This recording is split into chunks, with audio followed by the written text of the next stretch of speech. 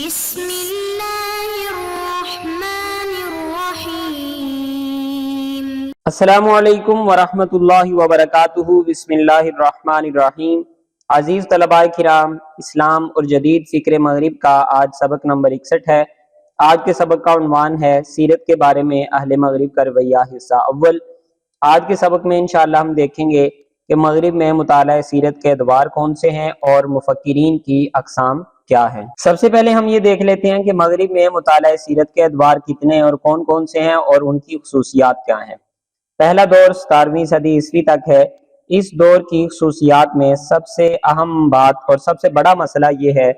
کہ اس دور میں پیغمبر صلی اللہ علیہ وسلم کی ذات مبارکہ، آپ صلی اللہ علیہ وسلم کی سیرت کے حوالے سے مغربی مفکرین کے پاس مستند معلومات بالکل نہیں تھی، اور نہ ہی ان مستند معلومات کو حاصل کرنے کی کوئی کوشش کی جاتی تھی، بلکہ اس دور میں آپ صلی اللہ علیہ وسلم کے بارے میں افسانے گھڑے جاتے تھے، غلط باتیں، نامناسب باتیں آپ صلی اللہ علیہ وسلم کے بارے میں منسوب کی جاتی تھی، اور آپ صلی اللہ علیہ وسلم کی ذات مبارک سے لوگوں کو متنفر کرنے کی کوشش کی جاتی تھی۔ اور یہ کام صرف عوام نہیں کرتے تھے، بلکہ اس دور کے جو رہنما تھے اور اس دور کے جو دانشور مفکرین تھے وہ بھی یہ کام کرتے تھے۔ آگے چل کے ہم دیکھیں گے کہ اس دور کے جو مفکرین یا شاعر، ادیب وغیرہ ہیں، انہوں نے بھی پیغمبر صلی اللہ علیہ وسلم کے بارے میں غلط اور نامناسب باتیں کہی ہیں، تاکہ عوام پیغمبر صلی اللہ علیہ وسلم سے متنفر ہو جائیں اور اسلام کے بارے میں کسی کے دل میں کوئی نرم گوشہ پیدا نہ ہو۔ تو یہ اس دور کی ایک بہت بڑی خصوصیت یا بہت بڑا مسئلہ ہے۔ یہ بات اتنی تکلیف دہ تھی اور اتنی نامناسب تھی، اس کے نقصانات اتنے تھے کہ خود مستشرقین کے لیے بھی بعد میں مشکل پیدا ہوئی، اور انہوں نے اس بات کا اعتراف کیا کہ اس دور میں پیغمبر صلی اللہ علیہ وسلم کے حوالے سے جو نامناسب رویہ اختیار کیا گیا ہے وہ غیر علمی اور نامناسب ہے، اور ایسا بالکل نہیں ہونا چاہیے۔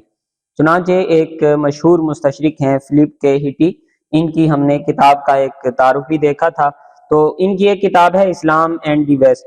اس میں انہوں نے ایک باب اسی کام کے لیے خاص کیا ہے، اسلام ان ویسٹرن لٹریچر، جس میں وہ یہ بتاتے ہیں کہ اسلام کے حوالے سے مغرب کا رویہ کیا تھا۔ تو اس کا ترجمہ کیا ہے مولانا وحید الدین خان نے اپنی کتاب شتم رسول کا مسئلہ میں۔ تو اس ترجمے سے ہم کچھ اقتباس دیکھ لیتے ہیں، کچھ مثالیں دیکھ لیتے ہیں۔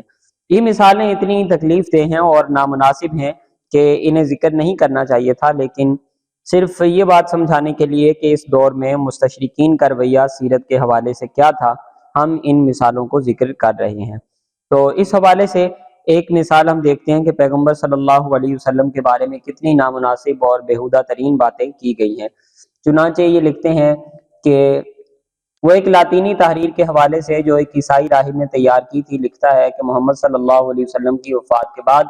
ان کے اصحاب فرشتوں کا انتظار کر رہے تھے جو اتریں اور ان کے جسم کو اوپر لے جائیں، مگر اس کے بجائے کتے آئے اور ان کے جسم کو کھا گئے، نعوذ باللہ من ذالک۔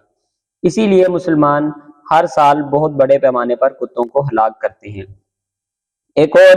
اقتباس ہم دیکھ لیتے ہیں۔ لاطینی زبان سے یہ کتے کا افسانہ فرانسیسی میں پہنچا، چنانچہ ایک قدیم فرانسیسی نظم میں کتے اور سور دونوں کو دکھایا گیا ہے کہ وہ محمد صلی اللہ علیہ وسلم کے جسم کو کھا رہے ہیں، نعوذ باللہ۔ سور کی یہ روایت عوام میں بہت مقبول ہوئی اور قرآن میں سور کی حرمت کی بہت آسان توجیہ بن گئی۔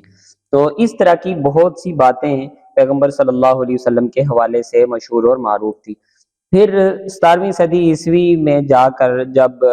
باقاعدہ ان کی مغربی جامعات میں، یونیورسٹیوں میں اسلامیات کے شعبے قائم ہوئے، عربی کے شعبے قائم ہوئے، تو پھر جن لوگوں نے اسلامیات اور عربی کا باقاعدہ مطالعہ کیا، انہوں نے پھر اس بات کی وضاحت کی کہ یہ جو باتیں ہیں یہ غیر علمی ہیں اور یہ بالکل نہیں ہونی چاہیے، پیغمبر صلی اللہ علیہ وسلم پہ الزامات ہیں۔ چنانچہ آکسفورڈ میں جب عربی کی تعلیم شروع ہوئی تو ایڈورڈ پکاک کو اس کی ذمہ داری سونپی گئی، اور اس نے پھر ایسی بہت سی کہانیوں کی حقیقت واضح کی۔ چنانچہ یہ لکھتے ہیں، اس نے مزید اس مروجہ کہانی کو چیلنج کیا کہ اسلام کے بانی نے ایک سفید کبوتر کو تربیت دے رکھی تھی تاکہ وہ ان کے کندھے پر بیٹھا رہے اور کان کے اندر پڑے ہوئے دانے کو چگنے کے لیے کان میں چونچ مارتا رہے۔ اس سے وہ اپنے متبعین کو یہ یقین دلانا چاہتے تھے کہ کبوتر کے ذریعے سے روح القدس ان کو الہام کر رہے ہیں۔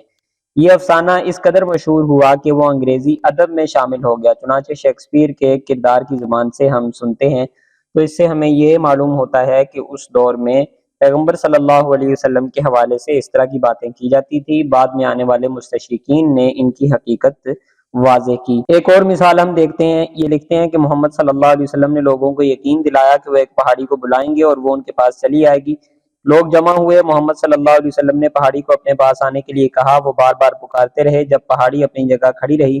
تو نعوذ باللہ وہ ذرا بھی نہیں شرمائے، بلکہ انہوں نے کہا اگر پہاڑی محمد صلی اللہ علیہ وسلم کے پاس نہیں آ سکتی تو محمد صلی اللہ علیہ وسلم تو پہاڑی تک جا سکتے ہیں۔ تو اس طرح کی باتیں پیغمبر صلی اللہ علیہ وسلم کے حوالے سے کی جاتی تھی۔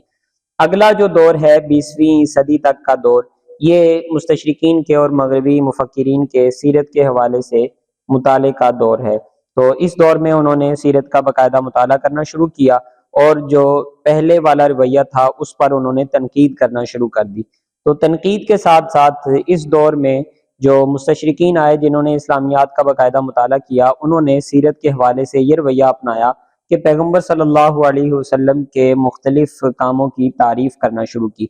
اب یہ تعریف اس وجہ سے نہیں ہوتی تھی کہ وہ واقعی پیغمبر صلی اللہ علیہ وسلم سے متاثر ہوئے ہیں، کچھ لوگ متاثر ہوئے بھی ہیں، انہوں نے اسلام بھی قبول کیا مغربی مفکرین میں، لیکن جو نہیں ہوئے ان کی بات کرتے ہیں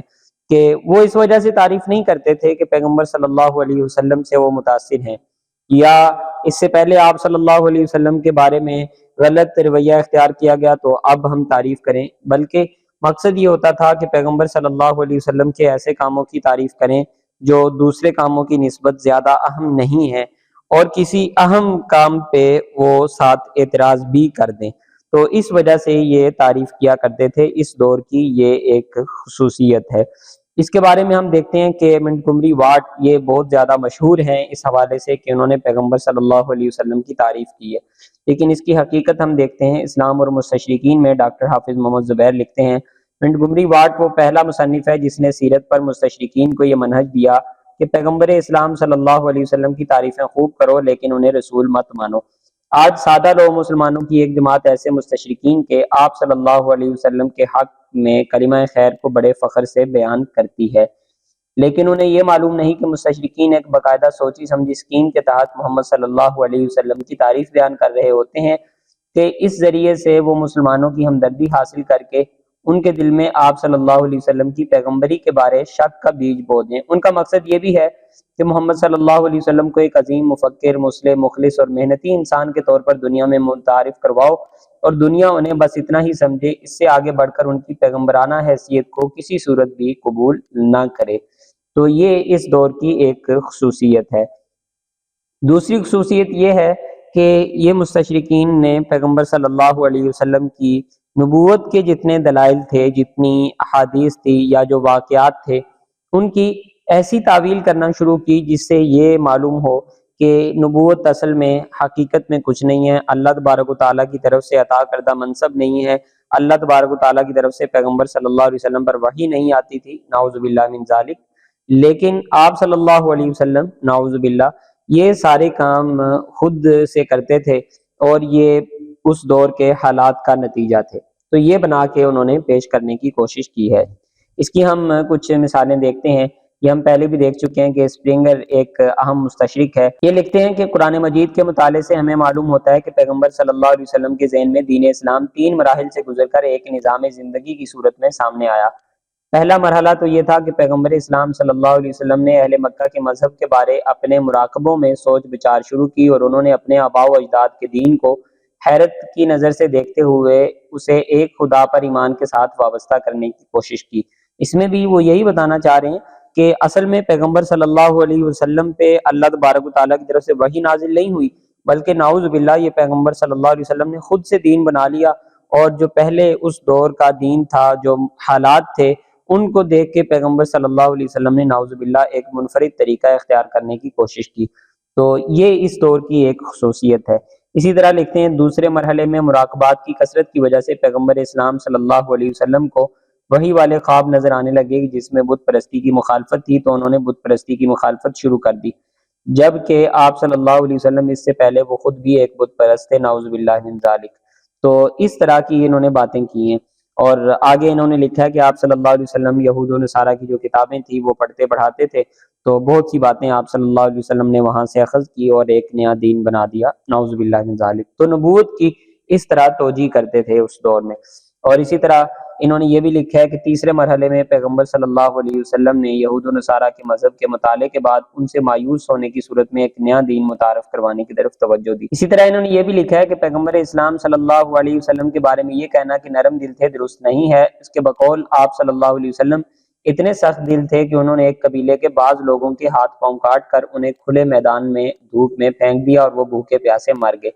تو اس طرح پیغمبر صلی اللہ علیہ وسلم کے اخلاق، آپ صلی اللہ علیہ وسلم کی نبوت، آپ صلی اللہ علیہ وسلم کی بعثت کی اور رسالت کی جو آیات تھی، احادیث تھی، واقعات تھے، دلائل تھے، ان کو توڑ مروڑ کر اور ان کو اس انداز میں پیش کیا کہ اس سے پیغمبر صلی اللہ علیہ وسلم کے اخلاق، آپ صلی اللہ علیہ وسلم کی نبوت اور رسالت ثابت نہ ہو۔ تو یہ اس دور میں انہوں نے کیا۔ تو اگلا دور ہے، اس دور میں پیغمبر صلی اللہ علیہ وسلم کے بارے میں انہوں نے اس بات پہ زیادہ زور دینا شروع کیا کہ آپ صلی اللہ علیہ وسلم کو ایک مصلح اور ایک بڑا رہنما اور ایک انسان کے طور پر پیش کیا جائے، عام انسان کے طور پر، عام رہنما کے طور پر۔ جو پیغمبر صلی اللہ علیہ وسلم کی نبوت ہے یا آپ صلی اللہ علیہ وسلم کی پیغمبرانہ شان ہے، اسے بیچ میں سے سکپ کر دیا جائے اور آپ صلی اللہ علیہ وسلم کی نبوت پر لوگ ایمان نہ لائیں۔ تو یہ اس دور کا ایک اہم کام تھا۔ اب ہم دیکھتے ہیں کہ سیرت کے حوالے سے مغربی مفکرین کی اقسام کتنی اور کون کون سی ہیں۔ پہلی قسم تو ان مغربی مفکرین کی ہے جو دوسروں کی معلومات اور تراجم پر انحصار کرتے تھے اور خود وہ اصلی ماخذ سے اسلامیات کا مطالعہ نہیں کرتے تھے، اور اس طرح کے جو لوگ تھے یہ زیادہ تر اسی مطالعے کو ترتیب دے کر اور اسی مطالعے سے کوئی نہ کوئی ایسی بات نکال کر، کوئی نہ کوئی اعتراض کر کے یا اپنی پسند کا کوئی نتیجہ نکال دیتے تھے۔ تو اس طرح کے لوگوں میں بھی بہت اچھے لوگ بھی تھے، لیکن ان کی تعداد بہت کم تھی جو اس طرح دوسروں سے معلومات لیتے۔ ان میں کچھ مستند بھی ہوتی، کچھ غیر مستند بھی ہوتی، اور ان کو ترتیب دے کر وہ پیغمبر صلی اللہ علیہ وسلم کے بارے میں کوئی مناسب رویہ اختیار کر لیتے۔ تو اس طرح کے لوگ بھی تھے، لیکن ان کی تعداد نسبتاً کم تھی۔ تو یہ اس حوالے سے ہم نے دیکھا کہ مغربی مفکرین کی ایک اہم قسم ہے۔ سیرت النبی صلی اللہ علیہ وسلم میں علامہ شبلی نعمانی رحمہ اللہ ان کے حوالے سے لکھتے ہیں کہ مصنفین یورپ تین قسموں میں منقسم کیے جاتے ہیں۔ جو عربی زبان اور اصلی ماخذوں سے واقف نہیں، ان لوگوں کا سرمایہ معلومات اوروں کی تصریفات اور تراجم ہیں۔ ان کا کام صرف یہ ہے کہ اس مشتبہ اور ناکامل مواد کو قیاس اور میلان طبع کے قالب میں ڈھال کر دکھائیں۔ تعجب ہوتا ہے کہ ان میں بعض، مثلاً گبن صاحب، ایسے صاحب الرائے اور انصاف پرست ہیں کہ راکھ کے ڈھیر میں سے بھی سونے کے ذرے نکال سکتے ہیں، لیکن قلیل ماہم، یہ بہت تھوڑے ہیں۔ تو جو دوسرے ہیں وہ زبان و ادب کے ماہر ہیں، عربی کے ماہر ہیں، تاریخ ان کی بہت اچھی ہے، فلسفے کے ماہر ہیں، لیکن سیرت کے ماہر نہیں ہیں، اسلامیات کے ماہر نہیں ہیں، اور اسلامیات کا جو داخلی نظام ہے اس سے اتنے واقف نہیں ہیں۔ تو اس کے بارے میں لکھتے ہیں کہ دوسرے نمبر پر وہ لوگ آتے ہیں جو عربی زبان اور علم و ادب، تاریخ و فلسفہ اسلام کے بہت بڑے ماہر ہیں، لیکن مذہبی لٹریچر اور سیرت کے فن سے ناآشنا ہیں۔ ان لوگوں نے سیرت یا مذہب اسلام پر کوئی مستقل تصنیف نہیں لکھی، لیکن ضمنی موقعوں پر عربی دانی کے ذام میں اسلام یا شارع اسلام صلی اللہ علیہ وسلم کے متعلق نہایت دلیری سے جو کچھ چاہتے ہیں وہ لکھ جاتے ہیں۔ یہ دوسری طرح کے مغربی مفکرین ہیں جنہوں نے سیرت کا مطالعہ شروع کیا۔ اور تیسرے نمبر پر وہ لوگ آتے ہیں جنہوں نے اسلامیات کا باقاعدہ مطالعہ کیا ہے، اور ان کے بارے میں یہ لکھتے ہیں وہ مستشرقین جنہوں نے خاص اسلامی اور مذہبی لٹریچر کا کافی مطالعہ کیا ہے، مثلا پامر صاحب یا مارگولیت صاحب۔